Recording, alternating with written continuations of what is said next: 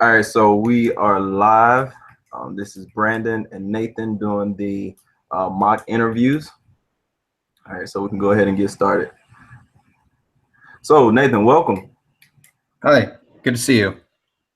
Yeah, how was your trip over? It was pretty good. It wasn't too bad. Got here pretty quickly, so thank you for the directions. That's good. That's good. You actually, it's a lighter traffic day, so I guess it was pretty easy getting in. Yeah, yeah. Good stuff. Good stuff. So definitely pull your resume and definitely think you're a great candidate, which is why we brought you in. Kind of want to go over the job description, kind of give you a level set on what we're looking for and a little more detail than what was in the online posting. Okay. Okay. It works? Works for me. All right. So this is for the software integration manager role. What we're looking to do is bring someone in with a little bit of CAD experience to help us get into the second century of our company. We're looking to find ways to lean out processes by use of software and by use of things like 3D printing. We have a staff on hand now of software developers that is around 30 people. And they have been rock stars in the past.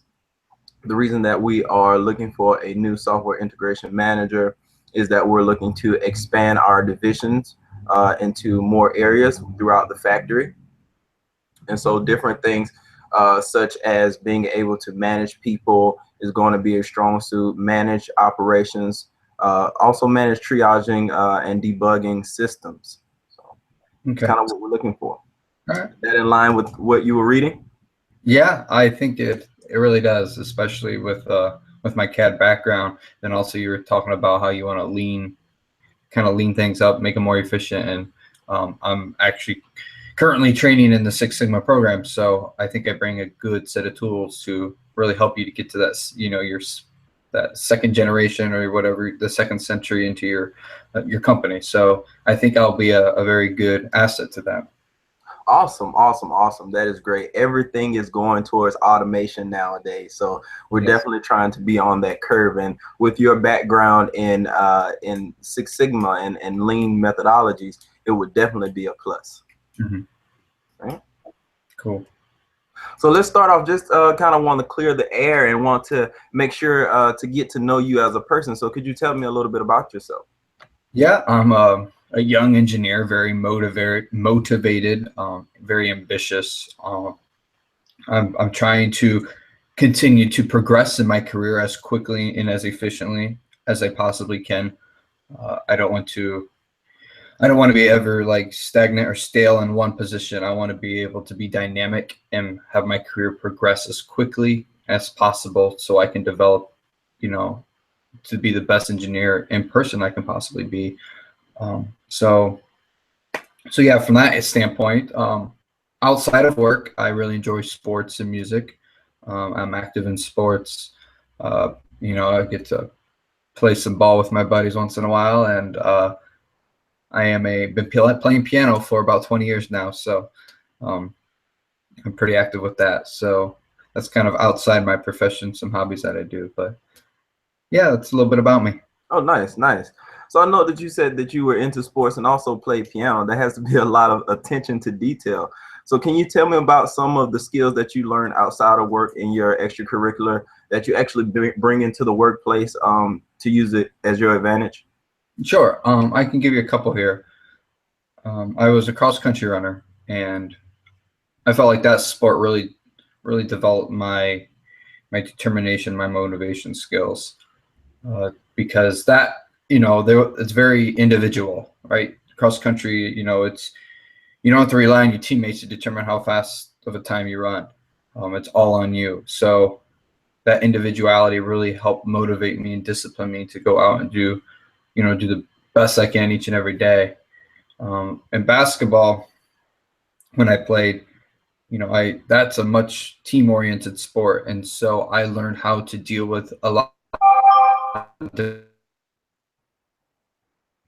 personalities. Team, some some very shy and like they don't want to commit themselves to the team or the game, and trying to get everyone on the same page and be a leader and lead that team was definitely a challenge, but it helped me deal with all those different personalities and help them melt together a little bit. And so I think developing those skills outside of work as applied to work as I continue to look to be a manager someday. Because I know I'm going to have a lot of personalities and I'm going to have to bring together and work as one unit. And then finally with piano, the attention to detail, that is definitely the developmental skill that I got from that. And I remember taking lessons in college, and my teacher would be so like picky, right? He would say every little detail he would point out to me. And so that attention to detail in my piano playing has merged into my work and my profession. And every time that I collect data or create some drawing on CAD, or even with this Lean Six Sigma, and I'm trying to make processes more lean, I'm so observant of all the little details and all the little things that I can do to make things better each and every day. So that's how my outside hobbies and interests have affected my profession. Nice, nice, nice. Yeah, we definitely like to be innovative, and one of the things that we like to note is that innovation is the meeting of an external kind of idea or external method to a current problem. And that's what we really like to hear, is people bringing in outside ideas, the unorthodox methods, if you will, to be able to solve problems. Mm-hmm. Yeah, I can definitely do that. Awesome. So one of the other things that we are big on is competition. We like to stay ahead of the competition as far as the industry go, but internally we also believe in healthy competition. Can you tell me about a time where you were in a competition at work and you had to bring a team together to be victorious, or a time in which you had to utilize competition as a tool to motivate people? Yeah. Both inside and outside of work, like competitiveness has been my almost my driving factor. I'm always striving to be the best, whether it's to help our company be the best in industry, whether if it's for our department to be the best department at the company. I'm always striving to place. And so within the workplace, I've always strove that my team be very, like I said, be very attentive to the details of every project, because I know other people are going to rely on this product and they're going to use this product. And I don't just want to meet their minimum expectations of our customers that are going to use this product we're developing. I want to shoot way beyond their expectations. And because I want to fulfill all, not just their requirements, but every little delight that they want from that product, that particular product. And motivate my team. And we're currently working on the software, and the people working on it are their minimums, and I'm keep motivating them. I said, well, think of other things that you could add to this that would just delight your customers, that would just wow them. Like, oh my gosh, I didn't even ask for this. I thought this would be way too much, and you did it for me. That competitiveness to have that best product and go above and beyond the expectations, I think really, really drive a company and really put them above everyone else. And that helps also my team too. And it's amazing the dynamic of the team when we achieve something like that. When you just achieve the bare minimum, it's almost like, okay, I got it off the checklist, I'm done. But when you go above and beyond something than what was expected, it feels much more gratifying and to you as a producer of that product, and you feel really, really good of your customers, happiness in it and how much they enjoy using it. Definitely. We always shoot for the stars. We don't even consider the moon here. So I definitely like to hear that kind of talking. So, okay. So I'm looking through your resume, and I'm noticing that you don't have much management experience. What makes you deserving of this position? Yeah, so I do lack the management experience, because I am a younger engineer, and I unfortunately haven't gotten the amount of years in to be able to be qualified per se for a management position at my work. But I have worked in a lot of teams, both inside work and outside of work, to help prepare me for a position, my first position as manager. I mean, there's a first time for everything. I have to be a manager for the first time at some point. Um, I can't walk into a management job and say I've had management experience until that first job. So I have led a lot of teams. One particularly being for my Lean Six Sigma, a big project that I had, and I have had like 10 people on the team that I had to work with to revamp a database that I was redesigning, and I had to work with PhDs, developer engineers. I had to work with tire engineers, at my current employer. So a lot of different type of people with a lot of different type of backgrounds in educations, and I had to get them all on one page working together. And I think that's what I really pride myself in, is being able to bring together different types of people and personalities and skill sets, and allowing them to mesh together and getting the best out of each and every one of them, and assigning jobs and tasks that kind of fit their skill set. Right. And so that's what I did with this database. So like with my PhD people, you know, they I allowed them to do work that wasn't too boring, right? I allowed them to do the hardcore stuff. The developers obviously are the ones that are going to develop it, but I wanted to make sure I can clearly give them the right information so they can develop it the way we want to develop it. And with the tire engineers, they're the ones going to be using this new database. And so I want to make sure their voice was heard. I want to make sure that I'm going to lay out the database exactly the way they want to. So combining those three integrals into one was quite a challenge, but I was able to do it. And now everyone absolutely loves this new database. Tire engineers love it. The developers found it very, very easy to make.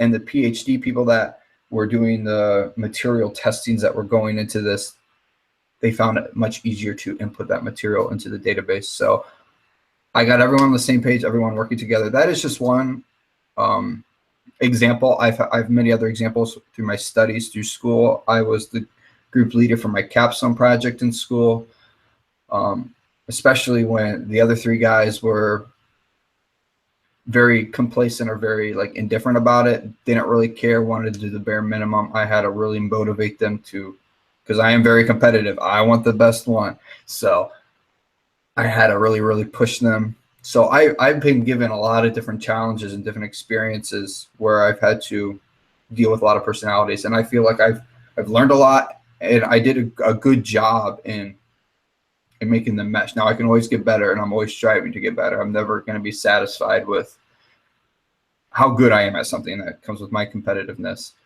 But I think I have a good enough background and experience to bring a team together. And then also getting my engineering management degree and understanding the business side and the legal side of things is going to put the cherry on tops per se. So.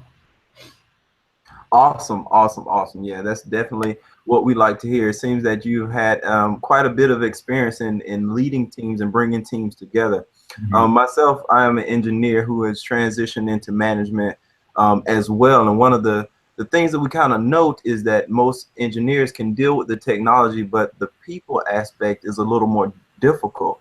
Can you tell me about a time in which you had a difficult teammate? What did you do and what was the outcome? Yeah, I can tell you a very specific time. So it was actually for my green belt project for the Six Sigma program, for this project I was just referring to you about. And she was a PhD. She was a PhD student. She's been working in industry for about 5 or 10 years, and being a younger engineer with just a bachelor's degree at the time, there was a very egotistical personality I had to deal with in her, and everything that came out of my mouth like was wrong. Everything I suggested, everything, and when we worked together, everything I said was wrong. But then a week later, she would say something that I would say the week before and say we should do this. But that week before, she just told me I was wrong, and now she's claiming it's her idea. And so one thing I really learned is I had to really be humble. And though I really wanted to tell her and yell at her, like, I had that idea a week ago and you shut it down. Why are all of a sudden is it a good idea?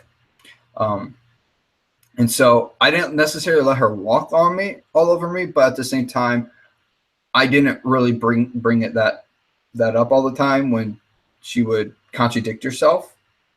I would just let her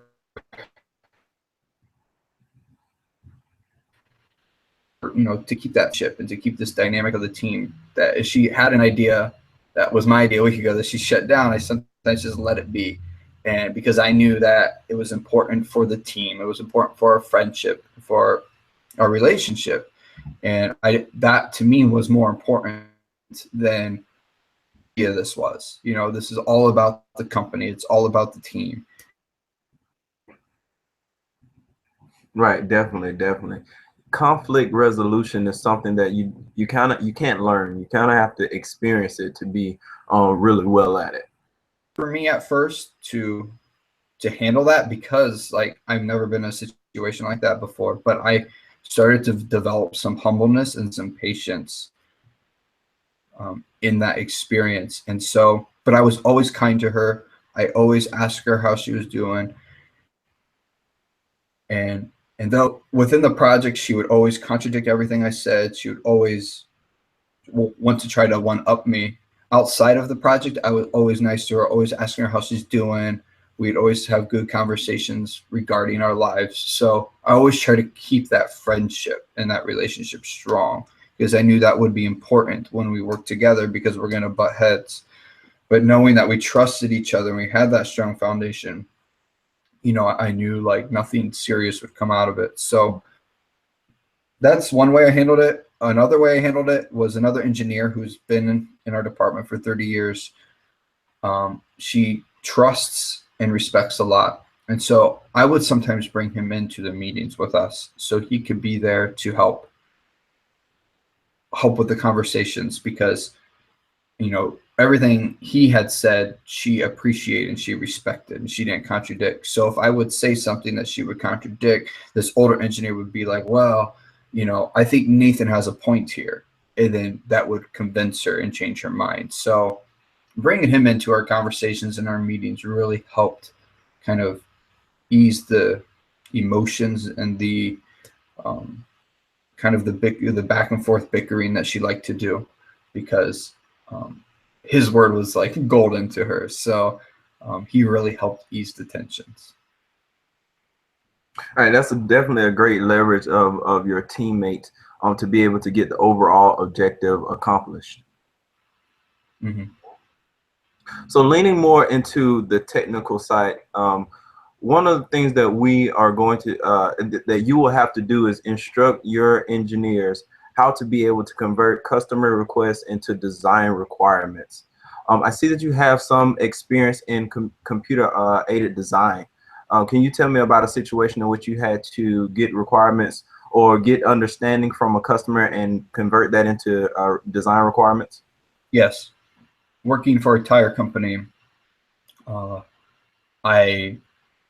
have our tire engineers, they're not exactly sure how to use our CAD program to create our tire designs. So we would sit down together and they would describe exactly like, oh, I want my tire to look like this, or I want it to have this belt package or this ply package. And so they would verbally explain it to me while I take down notes, and all my gears are turning in my head. Okay, what can I do in this CAD program to create exactly what they are looking for? And so I would meet with them one-on-one. I would get everything I can get out of them, exactly what they want in their tire design. Then I'll go back to my desk, reorganize the notes, figure out what tools within the CAD program will really help me achieve that design that I want. So that's one way I did it. Another way is actually with this material database project.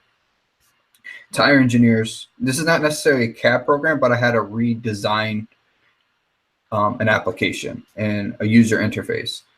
And so I could have redesigned it the way I wanted to and thought like, oh, this will be good. Everyone will love it. But I knew that I don't know everything, and I want to make sure the customers that are using it are going to like it. So I put together voice of customer and got their feedback, got exactly what they wanted. I actually watched them use the old way of doing it, so I knew how things they struggled with, so I knew exactly what I needed to improve.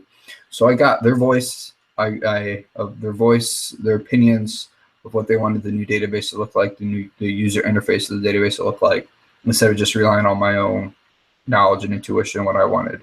And so based off that feedback, I put together a new interface that I designed that the developers are currently working on.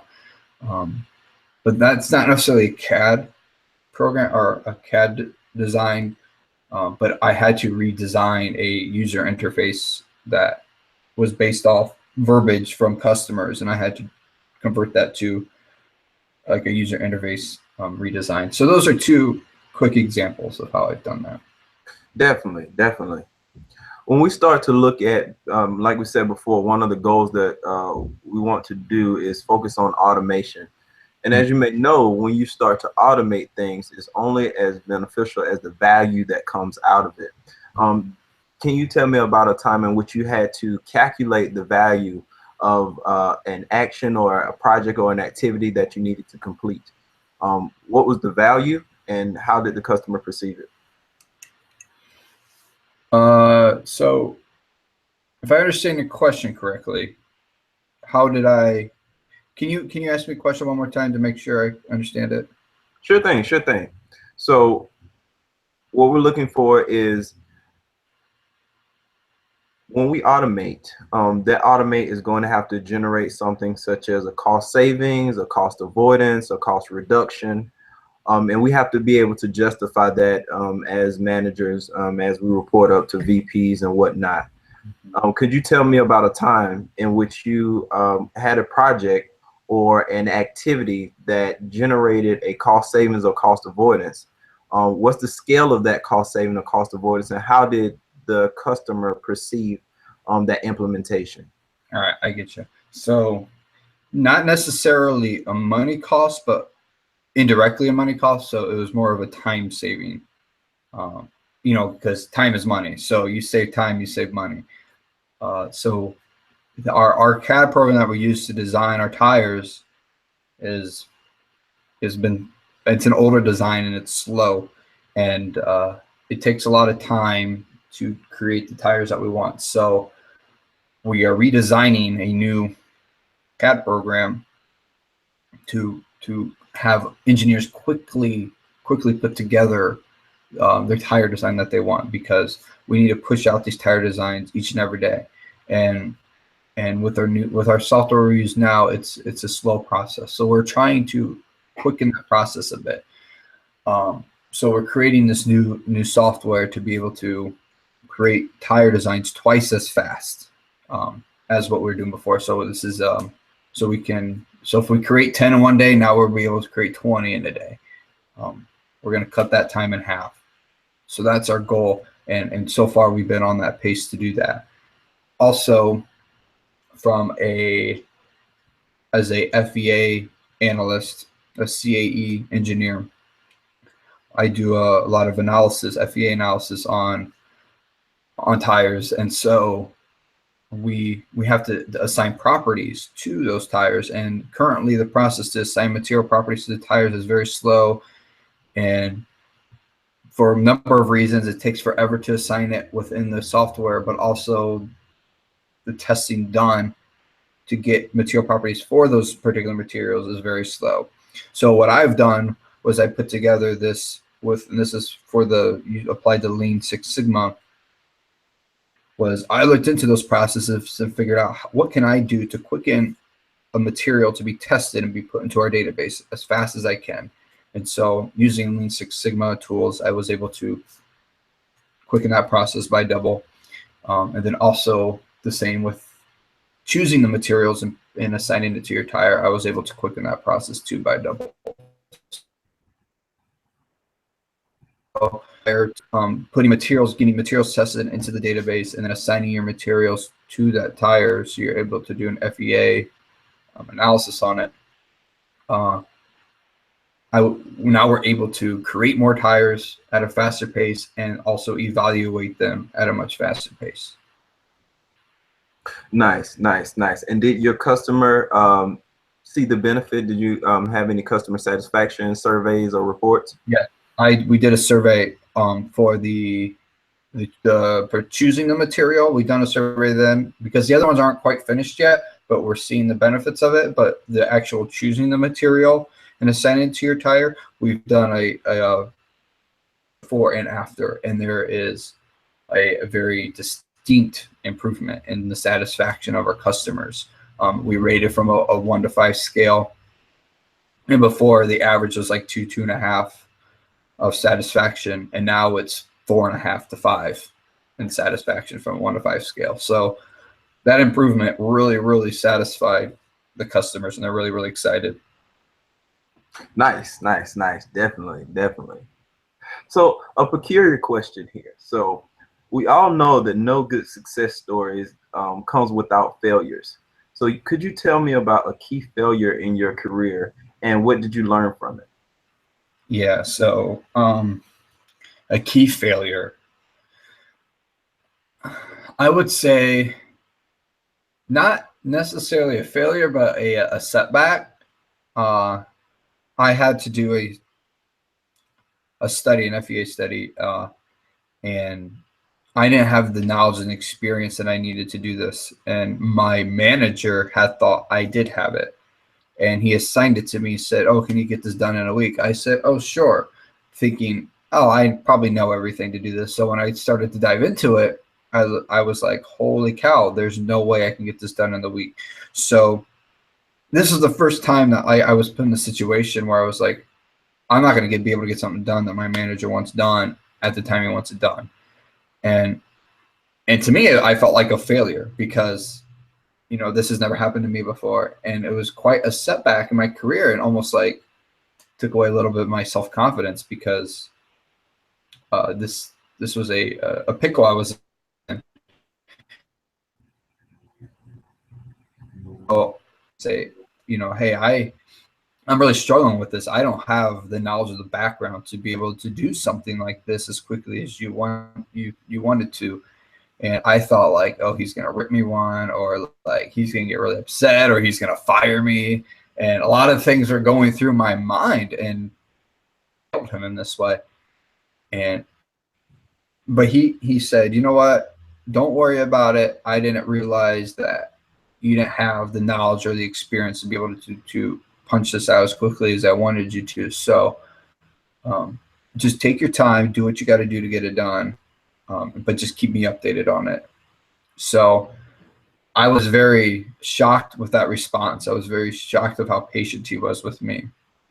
And though I still felt it as if it was a failure and a setback, what I learned was being honest with him and just being upfront and just letting him know, even though it was very humbling, it's to admit your downfalls or your weaknesses, because you won't be able to hit a goal.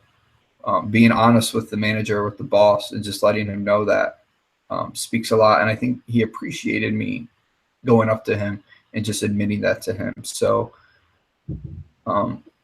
he gave me the time to be able to complete it, but that was kind of one of my major setbacks at first, because that was like the first time I didn't have the skill sets that I needed to complete a task.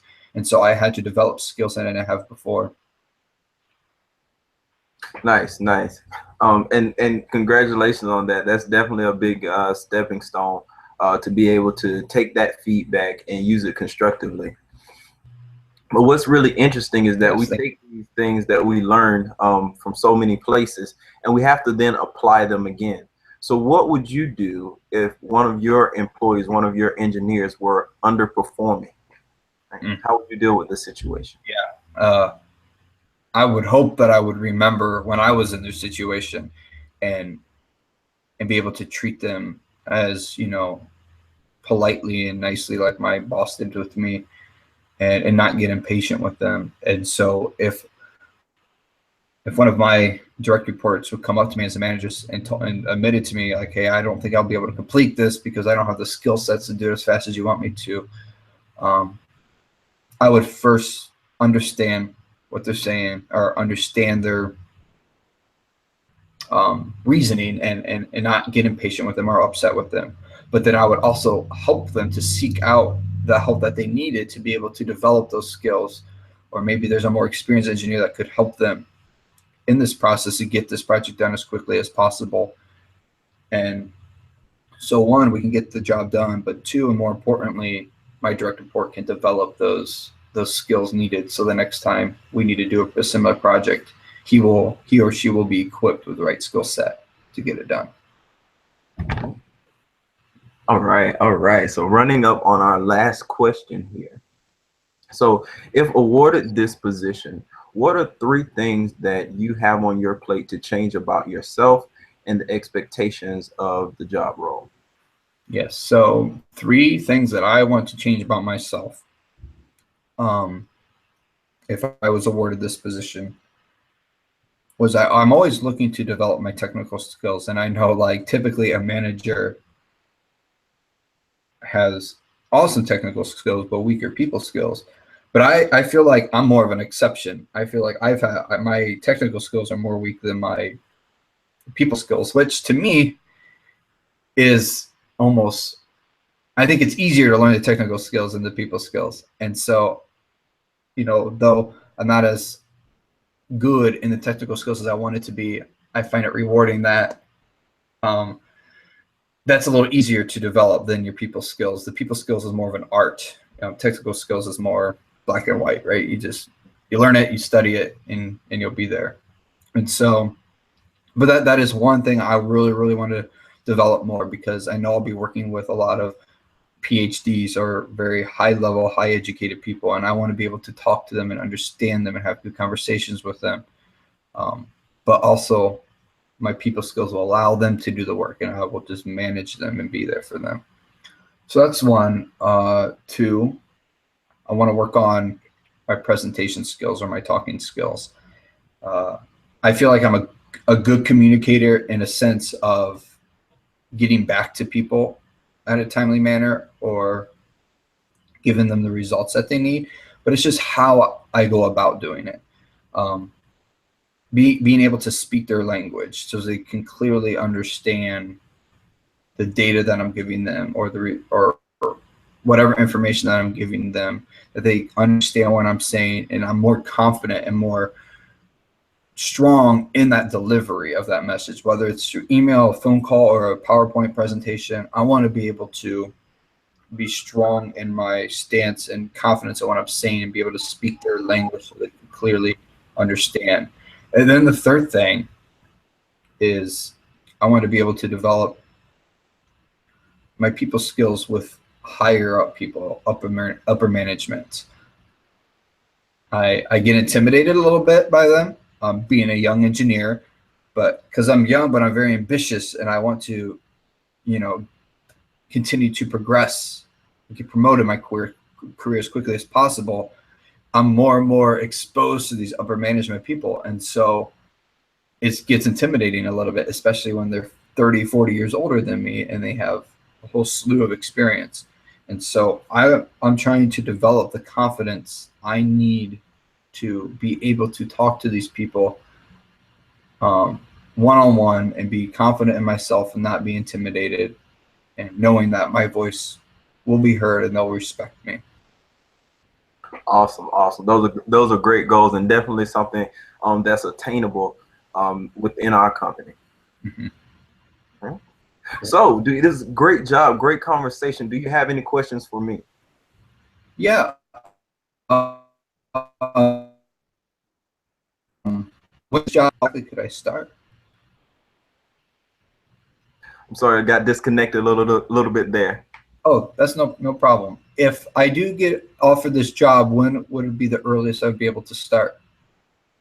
Right now, we're looking at the minimum is going to be 3 weeks, and at the Okay. maximum, probably a month and a half. Okay. The reason I asked, I just want to make sure I give my employer enough time, if I am fortunate enough to receive this job, to let them know, that I would be leaving. So, yeah, I just wanted to clear that up. Definitely. Anything else? I don't think so. I think I got a good sense of what this job is all about, and I'm pretty excited. Awesome, awesome. We are too. We definitely think you're a very strong candidate, and we will look forward to contacting you and talking to you a little bit more later. All right. I appreciate it, Brandon. No problem. Thank you, Nathan. Have a great day. Thank you.